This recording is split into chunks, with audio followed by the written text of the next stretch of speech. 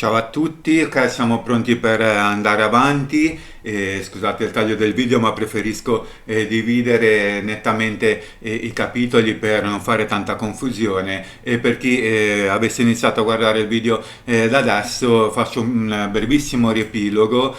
Quello che stavamo facendo, su cui stavamo lavorando, appunto, era la creazione dell'HUD, della schermata del widget e del menu di lobby e abbiamo iniziato a creare già alcuni dati, per esempio come recuperare il nome della mappa in cui siamo presenti, l'abbiamo portata appunto all'interno del nostro HUD generale e nei capitoli precedenti ancora abbiamo creato un sistema di spawn per il quale quando i giocatori entrano in gioco vengono divisi in due squadre, due o più squadre. Al momento noi stiamo lavorando su due squadre e oggi vogliamo sapere, andare a capire quanti giocatori effettivamente sono in gioco, quindi vogliamo fare un conteggio effettivo di tutte le persone che entrano in partita e vogliamo fare anche un conteggio di quanti giocatori ci sono per ogni squadra, quindi tutti i giocatori divisi per le due squadre. Questo dato lo andiamo a recuperare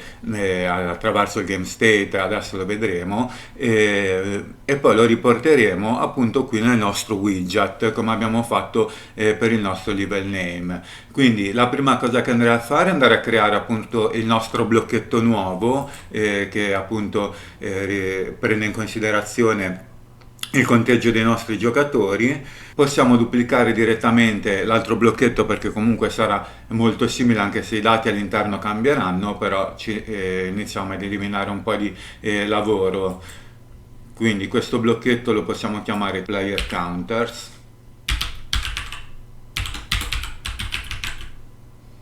Ok.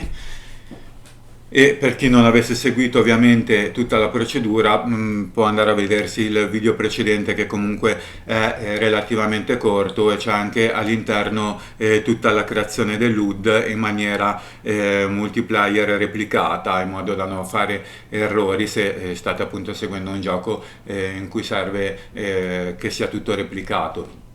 Andiamo ad aprire il nostro blocchetto. Andiamo a cambiare subito i nomi. Il primo bordo appunto lo possiamo chiamare player count, dove terremo appunto traccia, come dicevo, di tutti i giocatori che entrano in gioco, e qui possiamo scriverci players 2 punti 99, mettiamo un numero a caso, tanto poi verrà diciamo sostituito da dei dati effettivi reali. Però insomma abbiamo già un primo dato. Ne andiamo a creare un altro. Per crearlo andiamo a sovrascrivere un vertical box in modo da inserirli tutti in colonna, perché non abbiamo un canvas. Quindi vertical box. Ok, e ora che abbiamo il vertical box possiamo selezionare il primo players count, cliccare CTRL D oppure duplica. Questo bordo lo andiamo a chiamare bordo team 01, qua ci scriviamo team 01 e poi andiamo a crearne ancora un altro che ovviamente sarà relativo al team 02. Poi se avete più squadre, come dicevamo, come abbiamo detto per tutto il resto del tutorial, andate ad inserire tutto quello che vi serve. Ok, questo qua lo andiamo a cambiare in team 02. Ok, possiamo ancora fare una piccola modifica, questo lo copriamo con un horizontal box e ci inseriamo anche quest'altro dato qua. Ok, quindi questo qui possiamo andare ad allinearlo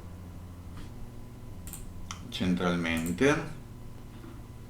Ok, questo qui possiamo, volendo, tenerlo centrale o spostarlo tutto da un lato o dall'altro. Scusate, stavo lavorando sul bordo, insomma qui potete vedere se centrarlo tutto da un lato o dall'altro, ma direi che cambia poco. Andiamo a centrare tutto, andiamo a centrare anche questo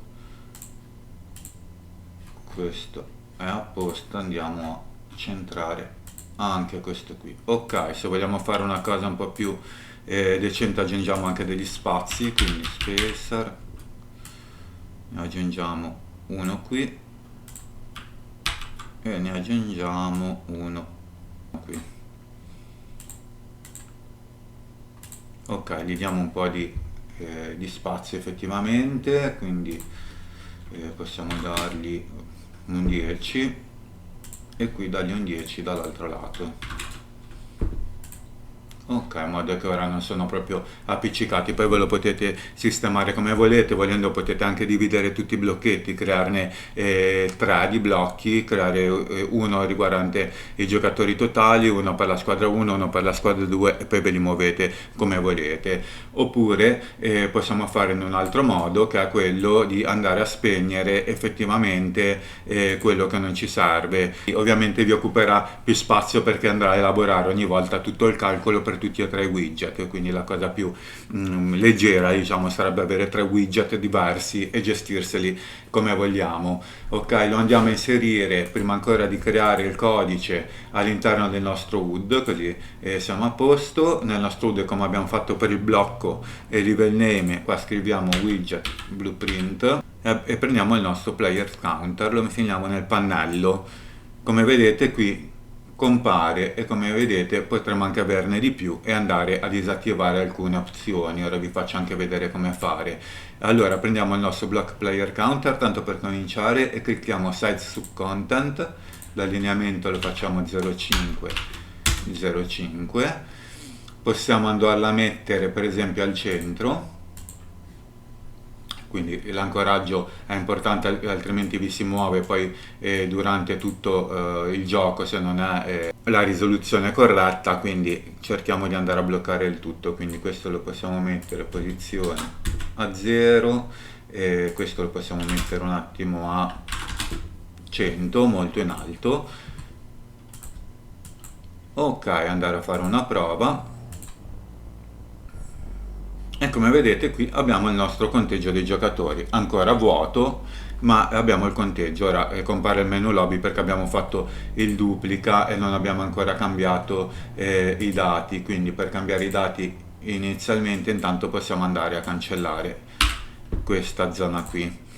E già che siamo qui all'interno, andiamo anzi all'interno del nostro HUD e vi faccio vedere che attraverso l'event construct possiamo anche andare a cambiare alcuni dati dei nostri widget. Per esempio se prendiamo il nostro ultimo blocco, quello del conteggio dei giocatori, andiamo per esempio a scegliere l'horizontal box, vediamo se ce l'abbiamo attivo.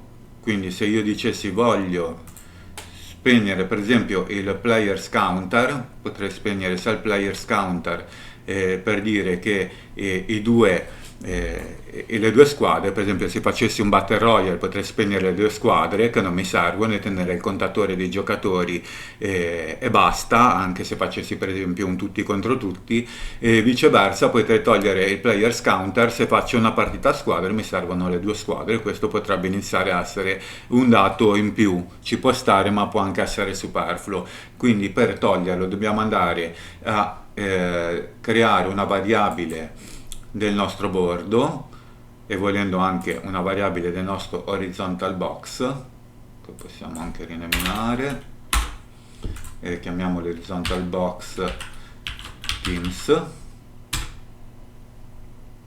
e ne creiamo una variabile, salviamo tutto e poi tornando all'interno del nostro HUD possiamo andare a richiamare, siccome abbiamo creato le variabili, tutto quello che vogliamo nascondere o comunque tutto quello su cui vogliamo lavorare. Quindi cerchiamo horizontal box teams, per esempio ce l'abbiamo qua, e bordo players counter. semplicemente io per esempio voglio tenere solo i dati del Teams e qui posso fare set visibility e mettere questo su hidden. Ok, ovviamente se volessi fare il contrario posso tranquillamente tenere solo il numero dei giocatori presenti e andare a togliere le squadre. Quindi se facciamo una prova, clicchiamo play, come vedete ho solo il numero dei giocatori attivi, non ho più le squadre.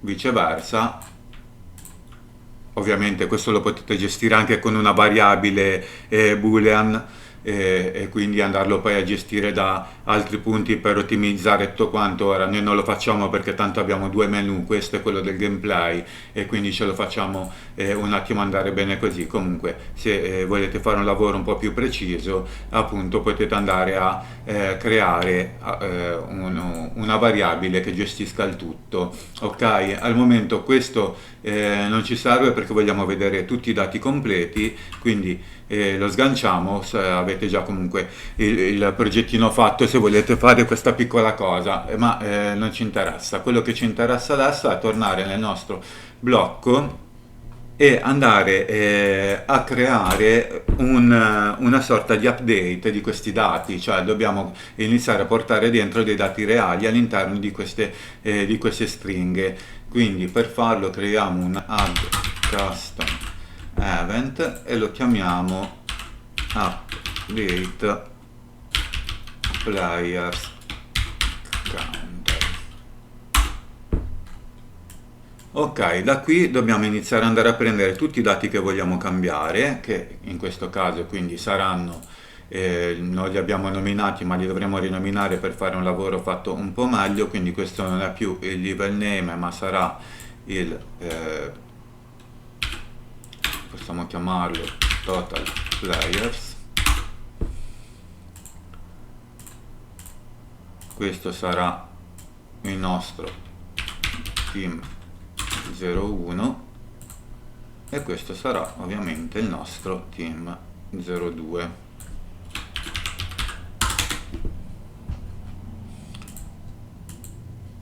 Sono già tutte impostate a variabili, quindi andiamo direttamente nel grafico e ce l'abbiamo qua, quindi total players, team 01 e team 02.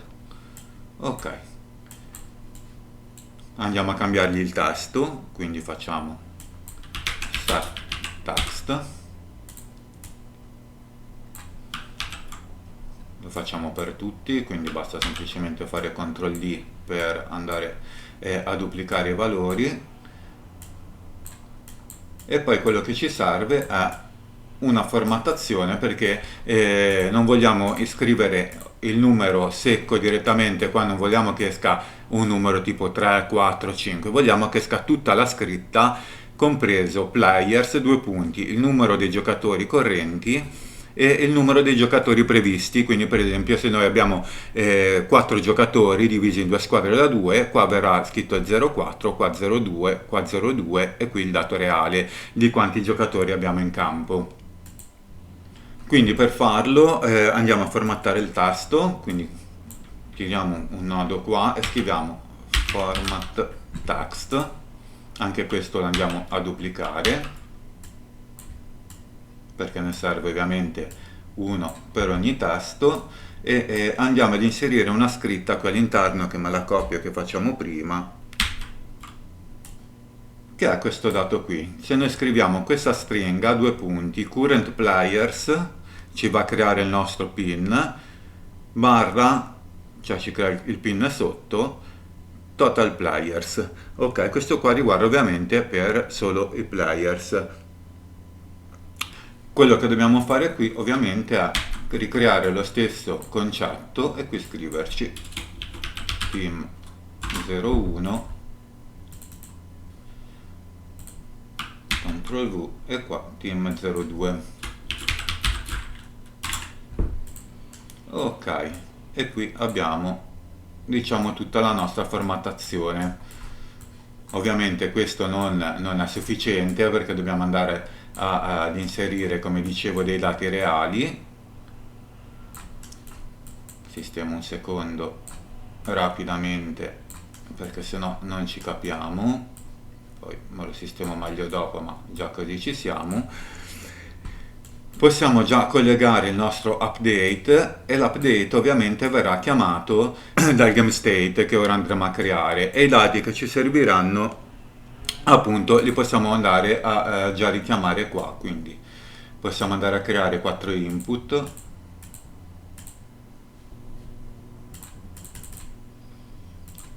Quindi il primo lo chiameremo current players, sarà un numero intero perché ovviamente i giocatori non possono essere divisi, saranno comunque numeri interi, e poi ne andremo a creare altri quali il team, o meglio players in team 01,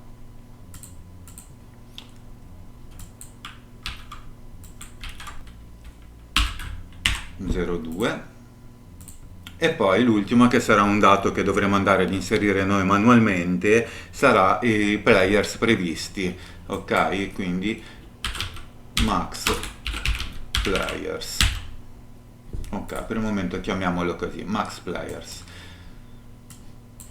Ok, adesso questi dati come andranno inseriti? Dobbiamo ancora crearli, ripeto, però possiamo già andare un pochino ad impostarli. Quindi il primo dato che abbiamo bisogno è i players totali che sono in gioco, e ce l'abbiamo qua. Ora vi faccio vedere poi come andare a recuperare questo dato.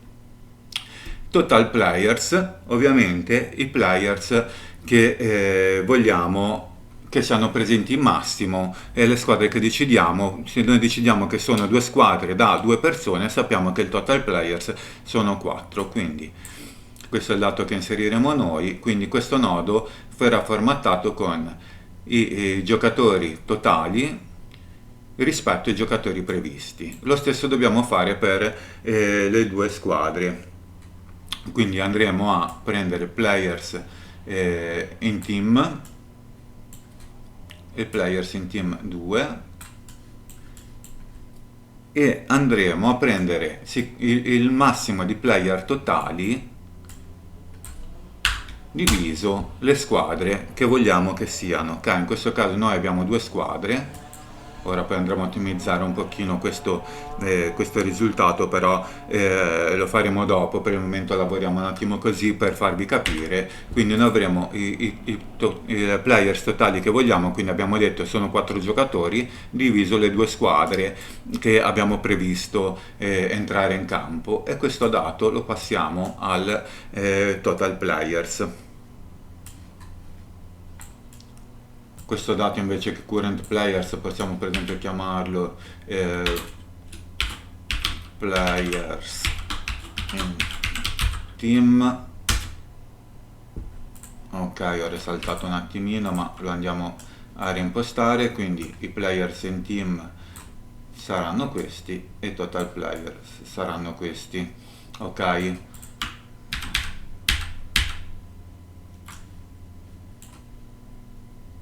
andiamo un pochino a pulire i nodi, se no non ci capiamo.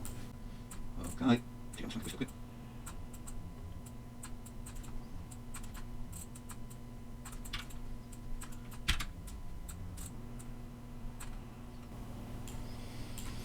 Ok, adesso ci rimane semplicemente di andare a recuperare, appunto, come dicevamo, questi dati e andare a riempire, diciamo, le nostre stringhe all'interno del nostro widget. Il punto migliore per farlo ovviamente è il game state. Potremmo farlo anche sul game instance, ma il game instance non replica perché è locale, esiste solo su il PC della persona che sta giocando, diciamo sul dispositivo della persona che sta giocando. Quindi andremo a creare un nuovo dato all'interno del nostro Blueprint Frameworks.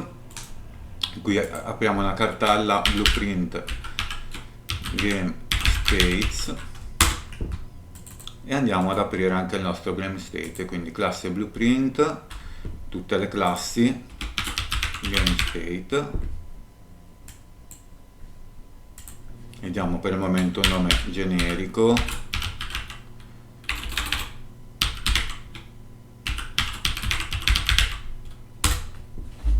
E questo game state ovviamente deve essere richiamato anche dalla game mod. Ok, quindi andiamo su lobby game mod, andiamo subito ad impostare, quindi andiamo su self. Come vedete c'è proprio una voce apposta game state class e deve essere richiamato da tutte le game mod che ne fanno uso. Ok, quindi oltre che la game mod della lobby dobbiamo anche andare a richiamare sul gameplay game mod. Anche qui game state class e scegliamo il nostro game state personalizzato. Ora questo poi ci lavoreremo dopo, lo lasciamo un attimo in sospeso, lo possiamo anche chiudere e apriamo appunto il nostro game state. Qui possiamo chiudere l'anteprima, chiudere il construct, possiamo anche andare a ripulire l'event graph che non ci serve. Quello che utilizzeremo è semplicemente le variabili. Dobbiamo andare a creare 4 variabili che vadano a richiamare esattamente il nostro update, ok? Quindi ci servirà una variabile current players, eccetera, eccetera. Quindi torniamo nel nostro game state, la prima variabile la possiamo chiamare appunto current players game, sarà sempre integer, poi ne creiamo un altro, players in team 01 e creiamo anche la variabile players in team 02 e poi creiamo una variabile che possiamo chiamare max players, come l'abbiamo chiamata prima. Ok, come vediamo sono esattamente le 4 variabili che vanno a riempire questo dato qui. Ok, adesso queste variabili vanno tutte replicate, quindi possiamo partire dal max player, replicazione, replicated, la team vanno replicate, mentre il current player in game, che è quello che tiene banco un po' a tutto, quindi è cioè il numero reale che abbiamo, poi i vari team sono suddivisi, ma il numero reale delle persone che entrano è quello che conta tutto. Quindi questo lo andiamo a replicare in rep notify perché deve inviare la notifica di ogni volta che cambia a tutto il sistema, quindi per poter andare a cambiare anche questi due dati e il nostro widget completamente. Ovviamente avremo qui la nostra funzione di replicazione che la possiamo aprire, ci clicchiamo 2 volte e attraverso il rep notify andiamo ad aggiornare il nostro update, quindi dovremo andare a richiamare il nostro update. Per farlo dobbiamo lavorare sul nostro player controller, quindi get player controller. Dobbiamo sempre verificare che il nostro player controller sia valido, altrimenti ci dà anche errore.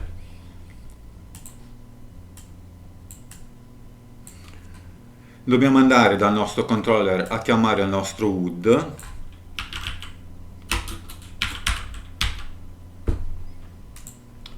Quindi non chiamiamo direttamente il nostro, diciamo, blocchetto del team, ma lo andiamo a richiamare direttamente dal quadro generale. Ok? Dal nostro UD andiamo a verificare se è valido pure lui.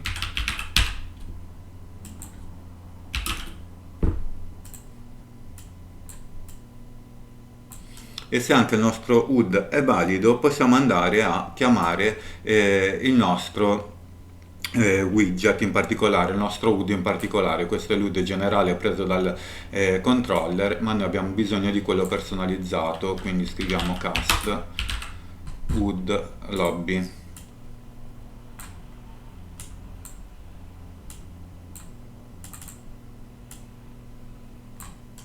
Quindi qui adesso siamo all'interno non ancora del nostro widget, ma siamo all'interno, come dicevamo, per chi avesse seguito dall'inizio, dal nostro HUD. Come vedete abbiamo creato, se vi ricordate, due cartelle, una per i blueprint HUD in generale e una per i blueprint widget. In questo momento siamo all'interno dell'HUD, che, se abbiamo fatto tutto correttamente, ha il nostro riferimento direttamente al nostro widget blueprint, quindi a questo blueprint. Dobbiamo fare tutto questo passaggio per non creare problemi per i multiplayer, purtroppo. Quindi player controller, HUD generale, nostro HUD personalizzato. Da qui andiamo a chiamare il nostro widget blueprint, e dal widget blueprint dobbiamo andare a chiamare il nostro blocchetto, block player counter, e da questo finalmente possiamo andare a chiamare il nostro update.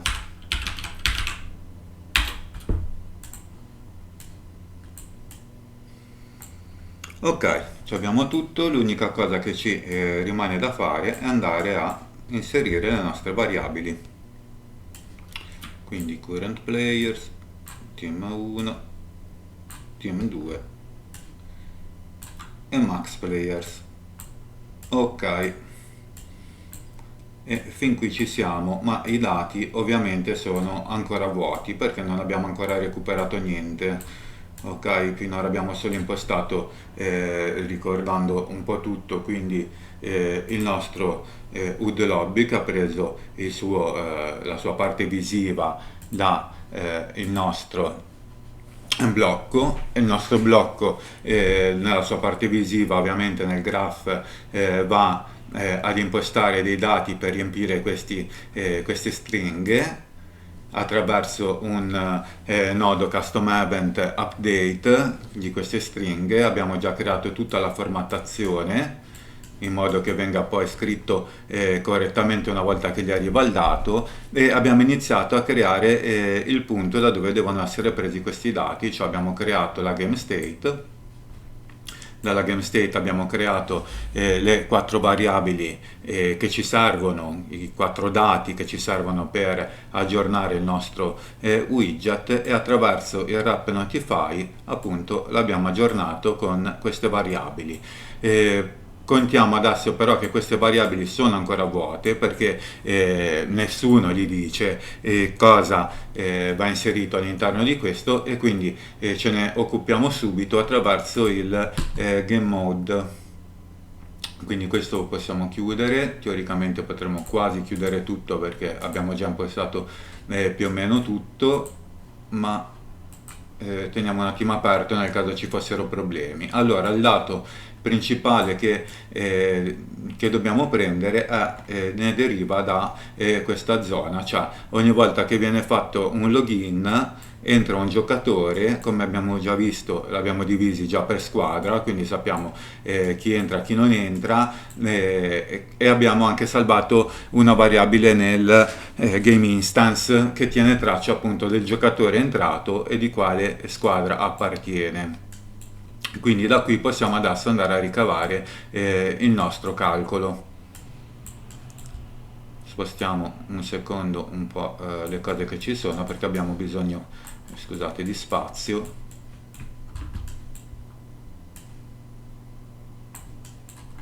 E una volta finito quindi tutto il calcolo del giocatore, salvato la variabile, possiamo riprendere la variabile che ci serve per portare in gioco il nostro giocatore, e dopo che abbiamo portato in gioco il nostro giocatore andiamo appunto a richiamare la nostra game state. Quindi da game state richiamiamo ovviamente la nostra game state personalizzata, quindi game state iGame. Da qui possiamo andare intanto a creare una variabile che tenga traccia sempre della nostra game state nel caso ne avessimo bisogno, quindi promote variable, e qua ci segniamo che è la nostra game state. Poi possiamo capire, cercare di capire intanto le squadre come sono suddivise, in modo da fare il calcolo, come dicevamo, di divisione dei giocatori per squadra 1 e squadra 2. Quindi prendiamo da il nostro find R per tracciare il nodino e da qui possiamo fare switch e teams, che è l'enumerazione che avevamo creato praticamente a inizio del progetto. Ok, in questo caso abbiamo già diviso squadra 1 e squadra 2. Quindi se il nostro giocatore che entra è relativo alla squadra 1, e lo sappiamo perché lo prendiamo dalla mappatura del find, prendiamo la nostra variabile team01, prendiamo la nostra variabile team02 e li aggiungiamo. Ok, creiamo un nodo, scriviamo cioè increment. Questo nodo ovviamente si autoalimenta, quindi non dobbiamo poi scrivere di nuovo questo più la variabile, cioè get variabile più set variabile, perché lo fa già in automatico. Se utilizziamo questo nodo sappiamo che se entra un giocatore nella squadra 1, lui prende il dato della squadra 1, ci aggiunge il giocatore che è entrato e la setta già, la imposta già come squadra, cioè come numero nuovo, aggiornato. E lo stesso facciamo per la squadra 2, quindi duplichiamo il nodo integer e se fa parte della squadra 2 andiamo invece andiamo invece a incrementare il punteggio, la variabile relativa alla squadra 2. E se uniamo questi dati, quindi i giocatori della squadra 1 più i giocatori della squadra 2, otteniamo ovviamente i giocatori completi. Ok, quindi da GameState qua R, metterlo qua R, e dobbiamo andare a fare set current players in game, quindi che entrano nella squadra 1 o che entrano nella squadra 2. Questa variabile viene aggiornata con la somma delle variabili aggiornate team 1 e team 2, quindi sappiamo che se c'è un giocatore nella squadra 1 e un giocatore nella squadra 2, in totale abbiamo 2 giocatori. Ok, e con questo dovremo essere a posto. Ok, l'unica cosa che facciamo ancora, perché poi l'ho migliorata andando avanti, ma per il momento la impostiamo un attimo così per praticità. Andiamo nella game state e impostiamo il max player a mano, quindi sappiamo che vogliamo avere massimo 4 giocatori, potete averne ovviamente quanti ne volete, ma Unreal Engine come prova supporta 4 giocatori, quindi inutile metterne di più. Ok, quindi 4 giocatori sarà il numero che poi verrà trasferito ovviamente come totale giocatori. Ok, facciamo una piccola prova, quindi clicco play e vediamo quanti giocatori ci sono. Ok, funziona tutto, aggiornato, come vedete abbiamo 2 giocatori su 4. Scusate, ma c'è ancora il delay attivo, quindi possiamo anche andare un attimo a sganciarlo, quindi andiamo qui, spegniamo così non viene cambiato il quadro e andiamo a vedere con calma. Quindi 2 giocatori su 4, dei quali team 01 ha un giocatore, team 02 ha 2 giocatori, scusate, ha un giocatore su 2, e quindi dovremmo essere pari. Se noi clicchiamo per esempio 3 giocatori, sperando che non mi crashi tutto il video, esatto, tutti riportano 3 giocatori, la prima squadra è completa, quindi ha 2 giocatori su 2, la seconda squadra non è completa perché ne ha solo 1 su 2, e che quindi se andiamo a cambiare con 4 giocatori dovremo avere tutto completo.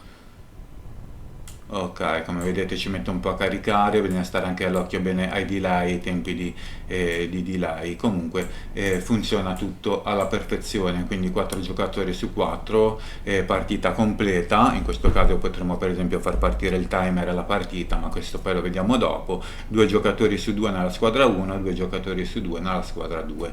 Ok, prossimo passo fondamentale è inviare tutti questi dati al gameplay. Ok, non è un passo banale, perché i dati attraverso il seamless travel verranno distrutti, quindi bisognerà passare tutto su game instance. Vediamo poi nel prossimo passaggio come fare, perché i dati, ovviamente questi sono dati importanti che servono per tutta la partita, anche per ovviamente gestire punteggi e tutto quello che serve per far funzionare il gioco.